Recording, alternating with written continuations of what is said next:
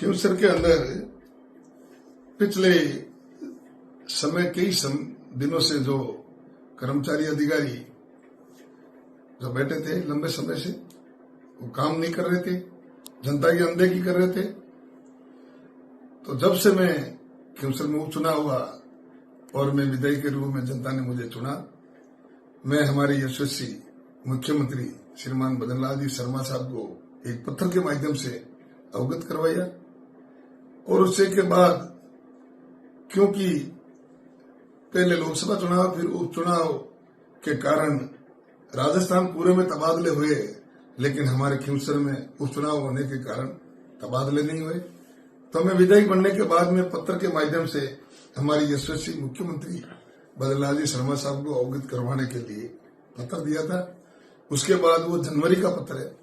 उसके बाद कई कर्मचारी हटे थे, कई खाली पद थे, उनको भी भरने का काम हुआ। कुछ बच्चे तो अब हो जाएंगे। और हमारे यशस्वी मुख्यमंत्री बदन लाल जी शर्मा साहब ने जो 1 साल पहले जो बजट के अंदर हमारे खींवसर क्षेत्र में सौगातें दी, एक चहुमुखी विकास का एक संदेश दिया, जो आज तक 15 साल से जो खींवसर का जो विकास जो विलंबन था, उसको गति देने का काम हमारी यशस्वी मुख्यमंत्री जी बदन लाल जी शर्मा साहब की नेतृत्व की सरकार ने किया। उसी की बदौलत उपचुनाव में हमारे यशस्वी मुख्यमंत्री जी के नेतृत्व में जो सरकार काम कर रही है, उस पे खींवसर की आम जनता ने विश्वास जताया और उपचुनाव में भारी मतों से भारतीय जनता पार्टी को जिताने का काम किया। और मैं खींवसर के प्रतिनिधि के रूप में खींवसर का विधायक आम जन ने 36 कौम ने मिलकर चुना। इस बार भी जब बजट घोषणा हुई, जो सत्र चल रहा था, तो 19 तारीख को जब हमारी यशस्वी उप मुख्यमंत्री श्रीमान दिया कुमारी जी ने जो बजट का पिटारा खोला, पूरे राजस्थान के चहुमुखी विकास का एक ऐतिहासिक बजट था, लेकिन उसमें विशेष हमारा खींवसर का पूरा ध्यान रखा। अनेक बजट के अंदर खींवसर में घोषणाएं की, चाहे सड़कें हो, बिजली हो, चिकित्सा हो, चाहे शिक्षा हो, हमारे खींवसर क्षेत्र का पूरा ध्यान रखा, चाहे पानी हो, क्योंकि खींवसर बहुत बड़ा दूर दराज क्षेत्र का लंबा चौड़ा क्षेत्र है। वहां अलग अलग ढाणियों में लोग निवास करते हैं, रेगिस्तानी क्षेत्र है। तो वहां कई दिनों से जो 15 साल से जो विकास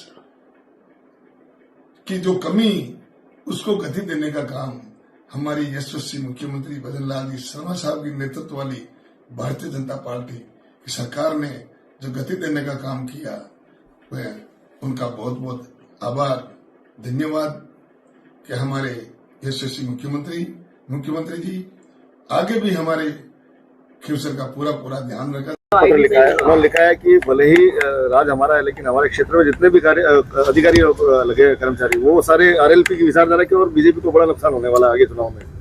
वो तो मैंने उसके बारे में पढ़ा नहीं, अभी तक मुझे जानकारी भी नहीं, किसी ने मुझे बताया था। वो उनका अंदरूनी मामला, मैं तो उसमें क्या कह सकता हूँ। आपको पता है सरकार बीजेपी की है, जिनको पत्र लिखा वो जाना वही जवाब देंगे उसका। सर ऐसी क्या सेटिंग है कि आपके आदमी वहाँ पे लगे? आप समझ ही नहीं रहे हो। कहने को तो कोई कुछ कहते, उसी का तो मेरा ही आदमी था खुद ही। वो तो मुझे छोड़ के तो वहाँ भागा था, मैंने उसको कामयाब किया। वो जहाँ भी रहेगा वो इसी तरह की हरकतें करेगा। बीजेपी में रहेगा तो बीजेपी के खिलाफ बोलेगा। जहाँ भी उसकी आदत है, आदत छोड़ नहीं सकता कोई व्यक्ति। सर कल मानवेंद्र जी से भी मिले क्या? आरएलपी ज्वाइन कर? नहीं अरे कैसी बातें करो आप। वो उधर से आ रहे थे और मैं जा रहा था, टेलीफोन पे बात हुई, 2 मिनट रुक गया। हमारा अच्छा प्रेम है शुरू से, जब बीजेपी के अंदर हुआ करता था तब से लेके, और उसके बाद भी अच्छे संबंध है हम दोनों के बीच में। तो एक वैसे नॉर्मल मुलाकात। सर बाल मुकुंदाचारी जी का वो बयान कि दिन में 5 बार जो है लाउड स्पीकर से शोर होता है, वो जो अगर हम जिस पोस्ट बैठे